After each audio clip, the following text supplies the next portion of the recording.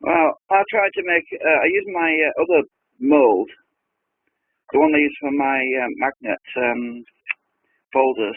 I used the centre part to make the mould for the bobbin because it was about the right size. I haven't removed it yet, and well, as you can see, it's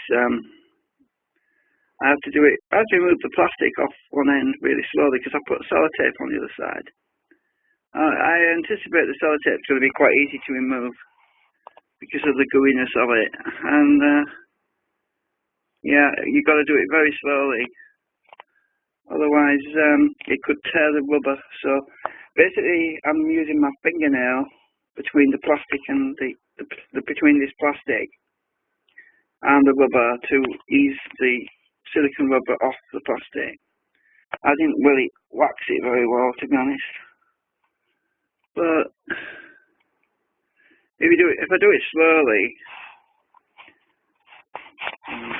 get the camera on it, if I can.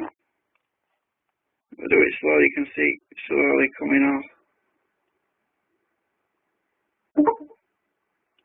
I just don't want to tear it. Basically, it seems to be coming. I can see an edge where it's coming.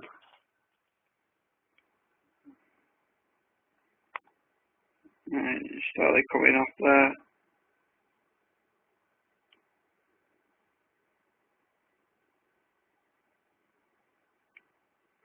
Yeah, I can't do this with one hand, so I'm going to have to use my fingernail to gently ease the rubber off the plastic. And it should come out the other part of the mould quite easily because that was kind of polished anyway. No, I was polishing it. Right, I got the plastic off without damaging my silicone. So anyway, that's one side done. I'm gonna let this. It's still tacky, actually. It's very sticky. But I mean, now I've got it off. I'm gonna clean this other side and I'm gonna put it back on there just until it hardens properly because it is still a bit tacky. And then I'm going to put it in a warm place to let it harden a bit more. Well, yeah, the sellotape on the other side, I should be able to get that off easy. I mean, this is going to become the top, actually, this side, so I'm going to be trimming some of that. With my craft knife, I'll go around and trim it so that it's flush with the surface.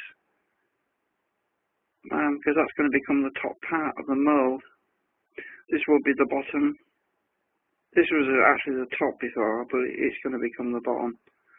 I did get some air bubbles in, and it was very tricky though because there was a millimetre gap all the way around between the bobbin and the outside of the wall, so it's probably going to be too flimsy, but well, we'll see. I didn't have a lot of silicone mould left, I didn't have much left, so I had to make it a bit smaller than what I would have wanted, really ideally should have done.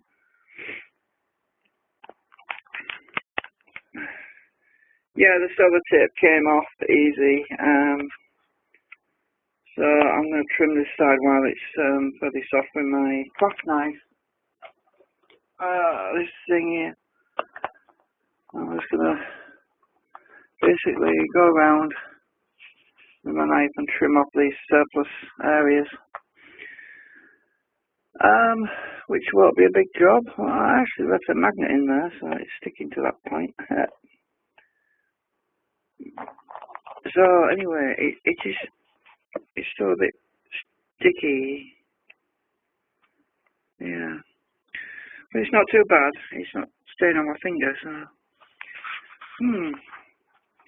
anyway, thanks for watching up to now. Yeah, so basically my mould is the way I'll pop this out. Basically, I'll pop it out from the side. I'll push it down and it should come out from the other side.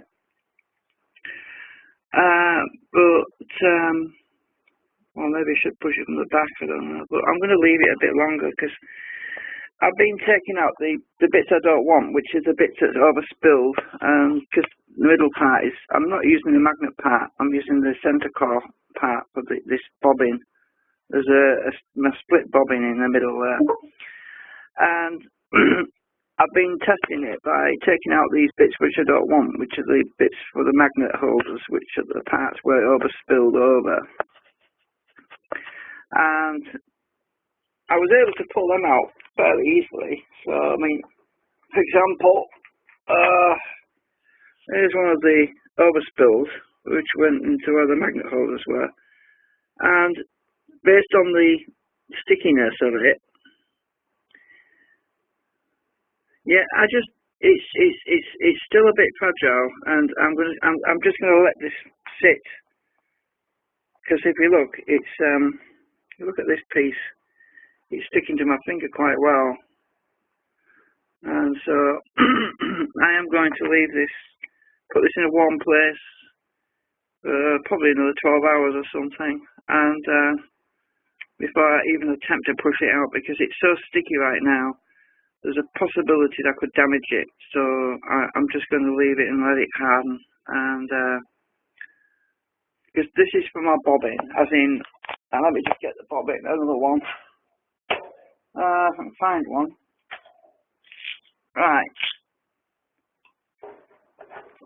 Basically, my bobbin, like this, is in the centre of my magnet holder. You see, so I'm going to have problems really when I remove it, because these parts here are going to be full of silicone. Obviously, when I take this out, I'm probably going to have to, once it's out, I'm probably going to have to split it. I'm probably going to have to cut it in half so that I can, when I do make the moulds, I don't know yet, I might just split it on one side actually, just so that I can pour it in and do the casting. I don't know, we'll see. But this is a problem. I was trying to figure out how to do this, because if I cast it in a different way, if I cast it that way, with that, the bottom underneath, then that would go all the way through, and I would never get it out, unless that was split in the middle. You see, that was the problem I was dealing with. And, I mean, obviously, casting it with a split across the top means that when I get this out, if I do cut it with a knife, then I'll be able to pour it, and then I'll have to separate the rubber that goes right through the core with some separator inside or something. I don't know. But ideally, I think that's the only way I can do this with a mould. I think I'm going to have to pour it like that when I do the mould, because I can't think of any other way of doing this, really. Because it is a bit of a challenge, because because of these large separators, it just poses some issues, some difficulties with moulding, and it's just doing it the most logical way possible. Anyway, I'm going to let this harden, because I put the plastic back on the base so it doesn't stick to the laptop. I'm going to leave it on top of the laptop because it gets quite warm on there, and that should harden it. I'll show you what I mean. Alright, so if I go over here, I'll get the laptop awake.